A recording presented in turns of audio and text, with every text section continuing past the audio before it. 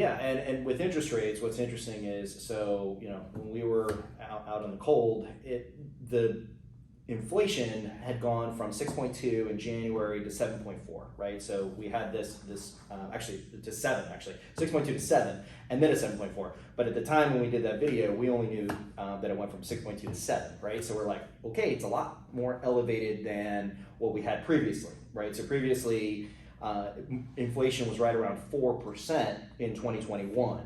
And if you remember, the Fed wanted to let the economy run a little hot, let inflation run a little hot, and let it go, because their long-term target is 2% inflation. So they allowed it to run hot. Year to date, 2%.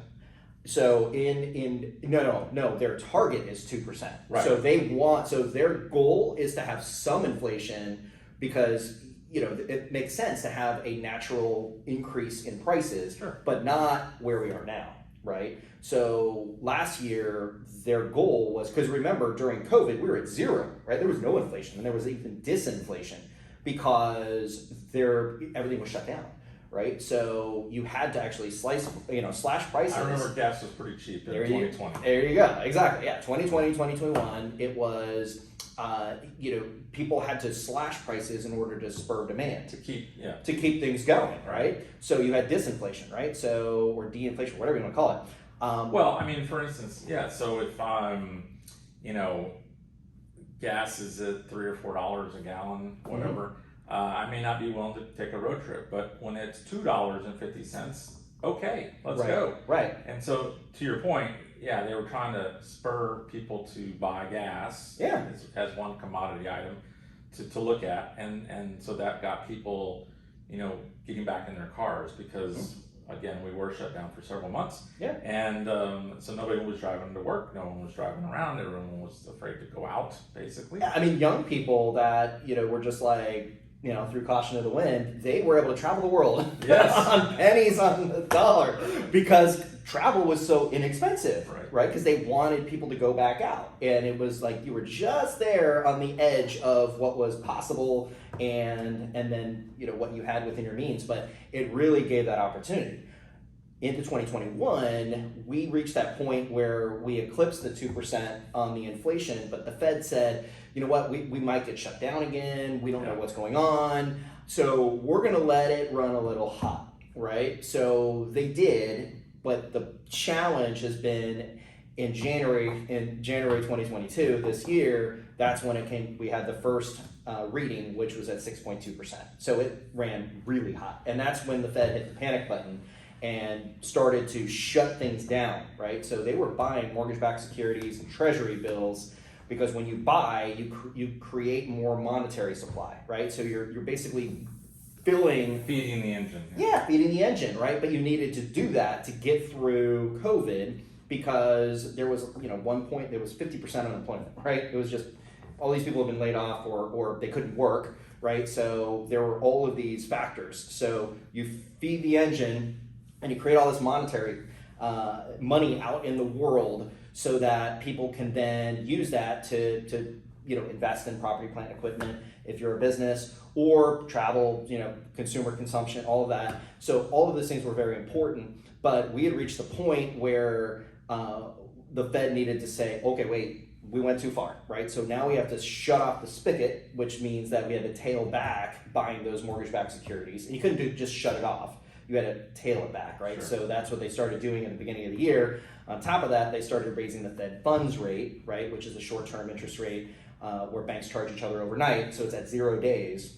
And the idea is, when you raise that Fed funds rate, you make it more expensive to borrow. So use credit cards, commercial loans, HELOCs, anything that's tied to short-term interest rates.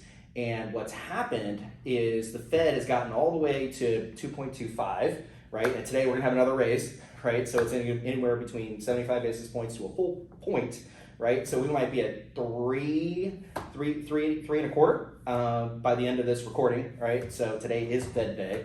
But what's happening is it's not slowing down the economy. It's not slowing down consumption. So why do you think that is? Because they've been doing this now for how many months? Yeah, well, they started in really March. Yeah, March is when they started, because we were at 0, right? And then they started to raise the Fed funds rate, and they're doing it at a big clip, right? The first one was big, it was 75 basis points, right? And then the next one, I think it was another 75 basis points. So they've just been raising it every time they meet. And the idea is they want to slow it down. My personal opinion is the reason why it hasn't slowed consumption is because during COVID, we couldn't go anywhere. We couldn't spend any money, we couldn't travel, couldn't do any of these things. So savings rates were at all-time highs, right? On top of that, we also had things like mortgage forbearance, right? So you weren't stuck if you couldn't pay your mortgage. It was very easy to call your mortgage bank and say, I can't make payments because I'm not working right now. Can I be on forbearance? Student loans are on forbearance.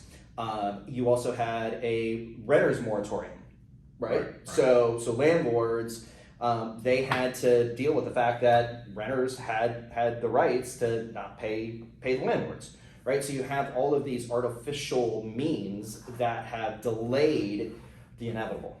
And what's happening now is you have APRs, so annual percentage rate, on credit cards that are going up exponentially because they're tied to the Fed funds rate, short-term interest rates. So people are putting more things on credit.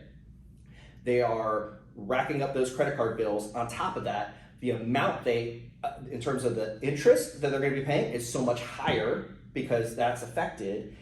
And you also have, people had those savings, right? So they had those bigger savings than they had pre-COVID, right?